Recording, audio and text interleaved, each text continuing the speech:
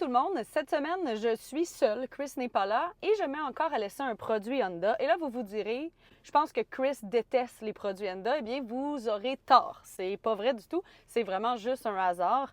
Chris était occupé et j'ai la chance d'avoir le tout nouveau Passport 2026 Trail Sport dans son édition Limited. Donc j'avais envie de vous faire découvrir un peu le véhicule. Et pour commencer, j'ai fait un petit peu de B-roll dans une trail de skidoo. Puis là, il faut que je recule pour retourner à la route. Donc, on va tester tout de suite les caméras 360. Si vous êtes de ce type de personne qui allez vraiment faire du hors-route avec, eh bien, désactivez les aides à la conduite. Donc, si vous cherchez un véhicule qui est vraiment axé sur le hors-route, chez Honda, c'est le véhicule le plus robuste qu'on a jamais construit. Donc, tantôt, je vais vous faire un petit tour de l'extérieur du véhicule, puis je vais pouvoir vous montrer là, tout ce qu'on a rajouté pour en faire vraiment un véhicule hors-route. Donc, il y a évidemment des plaques de soubassement, de protection, on va avoir des pneus grabber et ainsi de suite. Je vous montre ça tantôt, là, je finis de sortir de ma trail.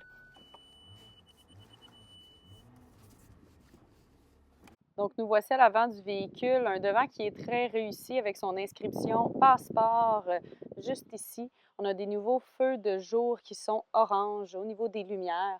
Ensuite, on va avoir évidemment tout ce qui est protection pour le hors-route, donc des crochets de remorquage ici qui sont orange, des plaques de soubassement en dessous de tout le véhicule pour la protection. On a une prise d'air, c'est une fausse prise d'air, hein, elle ne fonctionne pas, mais ça rajoute un certain look au véhicule avec beaucoup d'accents noirs d'ailleurs. On va avoir ici la caméra avant avec son lave-caméra, que je trouve qui est une option vraiment pertinente sur ce type de véhicule-là, surtout dans une perspective de hors-route. Donc, au niveau du côté, on va voir les jantes. Donc, on a des choix de couleurs de jantes, mais c'est toujours des jantes du même type. Sur tous les modèles, on va avoir des pneus vraiment de hors-route, des pneus grabber ici, et on va avoir des valves de pneus qui sont intégrées pour éviter qu'il y ait un accident quand on fait du hors-route. On a des contours d'ailes en plastique, bas de caisse en plastique protégé.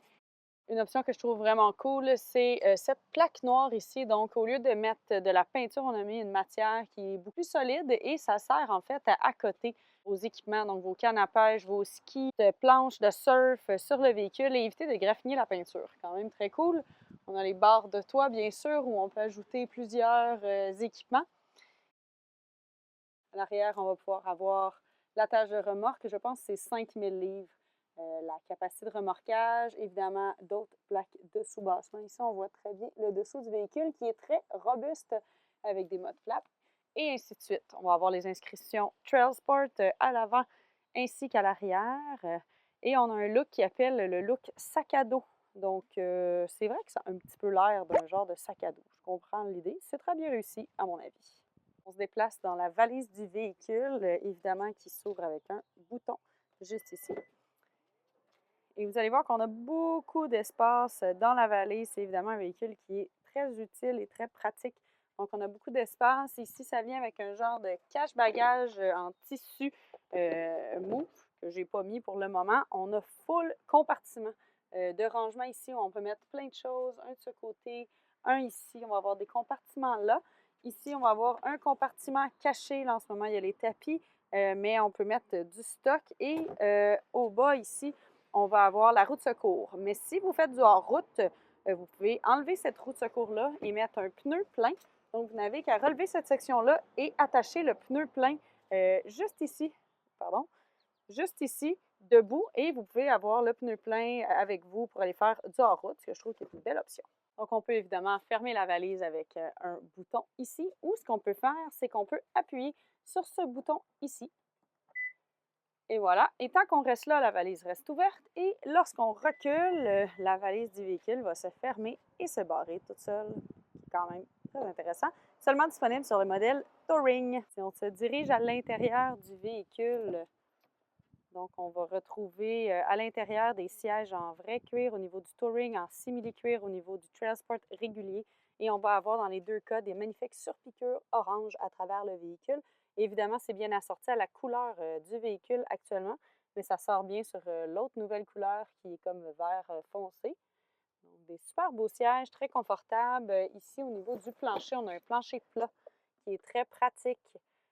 pour les passagers arrière et contrairement au passeport précédent, on a beaucoup plus d'espace au niveau du dégagement de la jambe et au niveau du dégagement de la tête et on a plus d'espace dans la valise dans ce véhicule-là ici. À l'avant, à bord du cockpit, on a des finitions un peu douteuses, mais quand même jolies.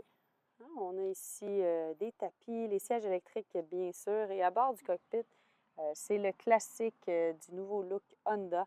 On a des super beaux sièges, encore les surpiqûres orange avec le Trail Sport ici qui est brodé dans l'appui-tête, magnifique. On va avoir un toit ouvrant panoramique géant qui ouvre, c'est très pratique. On va avoir un compartiment pour mettre des lunettes. Et parlant de compartiment, c'est un véhicule qui a énormément de rangements. Donc, on trouve pas moins de 10 porte-gobelets à travers le véhicule, dont plusieurs porte-gobelets qui peuvent contenir une bouteille d'eau de 1 litre. Il y en a beaucoup. Il y a beaucoup de petits storages. Vous l'avez vu dans la valise. Vous l'avez vu ici, on a un petit compartiment ici, un peu comme dans le Defender. On va avoir du storage un peu partout. La console centrale qui est super grande aussi. Bref, beaucoup de rangements dans le véhicule et beaucoup de porte-gobelets. Donc, on est à bord du véhicule. Je vais le démarrer pour pouvoir vous montrer un peu de quoi ça a l'air. Mais en fait, on a un écran qui est très similaire à celui de la Civic avec connectivité, téléphone intelligent, Google intégré et ainsi de suite. Il est incurvé, encore une fois, il est orienté, c'est dur à voir en vidéo, mais il est orienté vers le passager, qui est encore quelque chose que je trouve un peu étrange. Climatisation 3 zones, siège ventilé, siège chauffant, volant chauffant, beaucoup de prises, recharge à induction, de l'espace pour mettre 2 téléphones. Ici. Bon, OK, de retour sur les routes régulières. Donc, le véhicule est équipé d'un moteur V6 aspiré naturellement de 3,5 litres qui va développer 285 chevaux. Super belle cylindrée. C'est pas un véhicule qui est puissant, évidemment, mais c'est pas ce qu'on cherche ici. C'est couplé avec une transmission à 10 rapports automatiques et des palettes de changement de vitesse. Je me demande qui va vraiment utiliser ça sur un passeport, mais elles sont là si vous voulez avoir une conduite un petit peu plus dynamique. Puis on va avoir plusieurs modes de conduite aussi disponibles, là, incluant un mode sport, un mode de trail, un mode neige, un mode sable et ainsi de suite. Là, guys, j'ai pas de GPS.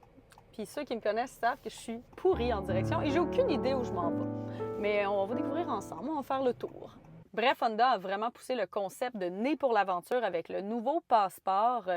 Pour moi, c'est encore une réussite signée Honda. J'adore le format, j'adore le look extérieur, c'est vraiment réussi. J'ai aimé la conduite aussi du véhicule. Évidemment que c'est pas un véhicule qui est frugal au niveau de la consommation d'essence.